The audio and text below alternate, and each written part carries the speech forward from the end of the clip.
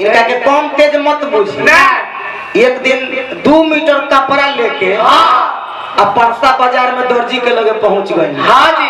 Pant के कपड़ा लेके आ दर्जी के लगे पहुंच गई। आ दर्जी से जाके कहता नहीं के दर्जी साहब हमको पैंट सिलवाना है, कितना रुपया लगेगा?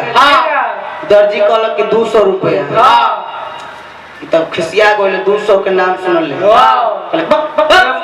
पॉइंट सियाई 200 लेबो। एक तो 200 में हम कपड़ा किन के ले आ 200 तू सियाई लेबो। एगो काम करो, अच्छा ये बताओ कि चोटी सियावे के बाद कितना लेबो? तो कहले कि जे 35 रुपया दर्जी से है। तैयो के कम तेज ना कहले कि देखो हमरा सियावे के बाद चोटी खाली लंबाई तो नीचे तक खींच दी। हो भाई चोटिए सी हो, खाली लंबाई जोन बात नहीं नीचे तक बढ़ा दी हो। 35 के बदले 45 बहुत तेज बढ़े, मतलब लंबाई बढ़ा दी लेकिन चोटिए सिवावे के। ए बबुआ माता पिता से बढ़ के संसार में कोनो देवी देवता नहीं है। काहे कि लिखल बा मातु परम गुरु पितु देवो भव। ऐसे हम कतना व्यास के देखनी हर देवी देवता के गोहरावत लो। छपरा वाली, आरा वाली, बक्सर वाली, वैशाली वाली, पटना के पटन देवी वाली, यानी हर माई के गोहरावत लो। लेकिन छोड़ देता के करा लावापुर वाली के लो। यानी ये नु कोने कि अपन माई के तो लोग लगलो भाजे कि लावापुर वाली पहले ही कह देले बनी कि अपन माई के। एही समय के जहां भी जाइले अपन माई पर सर कहले जे बबुआ कैसे माई हो माई के कतना बखान करी।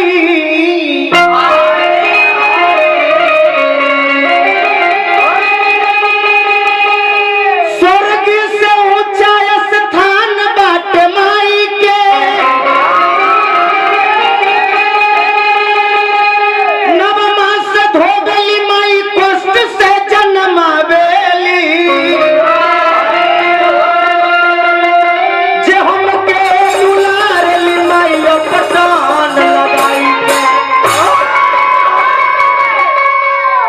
माई के ममता जे हमके दुलारे ली माई अपटल लगाई के। बबुआ जब छोट रहेला तो ओकर चाल का रहेला। बबुआ जब खेले ले झोंटा धोई के झूले ले,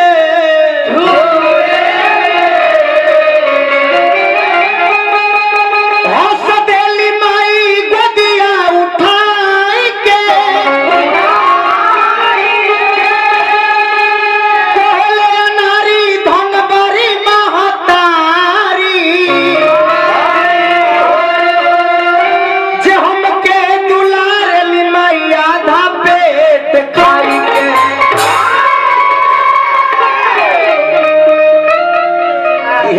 माई के ममता अपने आधा पेट खा के सूत जाई है, लेकिन बेटा के भर पेट खिया के कहे कि बेटा आराम कर।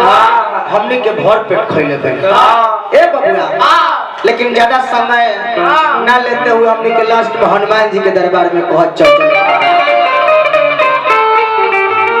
हनुमान जी ऐसा वीर रहनी, ऐसा देवता रहनी कि अपन देश में ना विदेश में जाके रंगदारी कोई। हे हनुमान मान मोरा रखी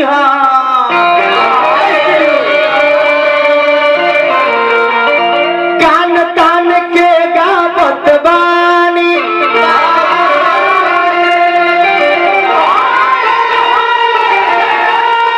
अरे बुद्धि में ही न दिन तू ही जानी। हे बाबा चरणन में शीश झुका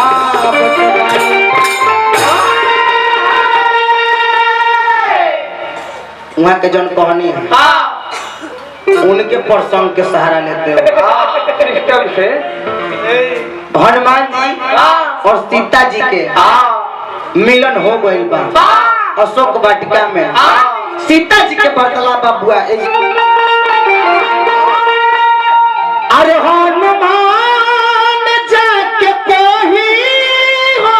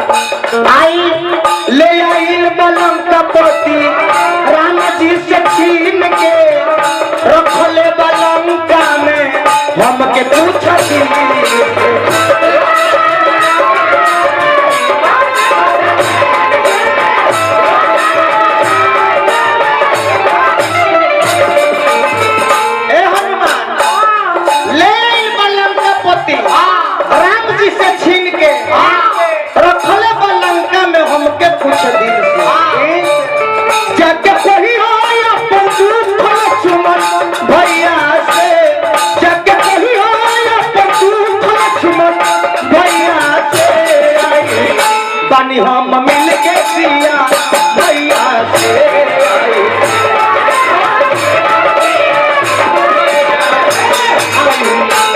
हम मिल के सिया मैया से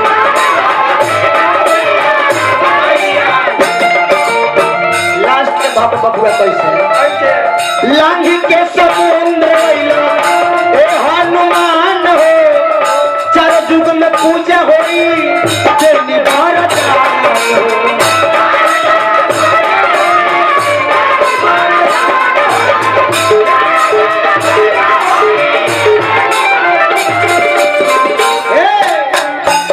भजन सुना अरे सुने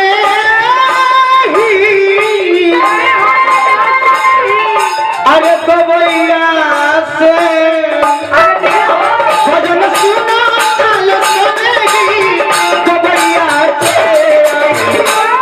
से बनासी अरे आइल बानी हम मिल के सिया अरे मैया से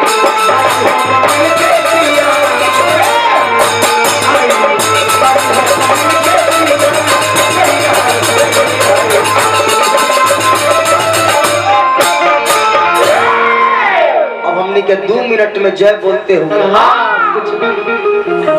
आवने हमरा मंडली में दे देबे भाई ए बबुआ बड़ा ही सुंदर एगो लई आई रहे बलम बात मानल नारी के फिल्म हम देखब खेसारी के ये लइया के सहारा लेते हुए हमनी के कहे के बबुआ आज से बहुत साल पहले हमरा पुरानिया चाचा दादा लोग भी गावत रहनी लइया के सियापति रामचंद्र की जय पवन पुत्र भगवान की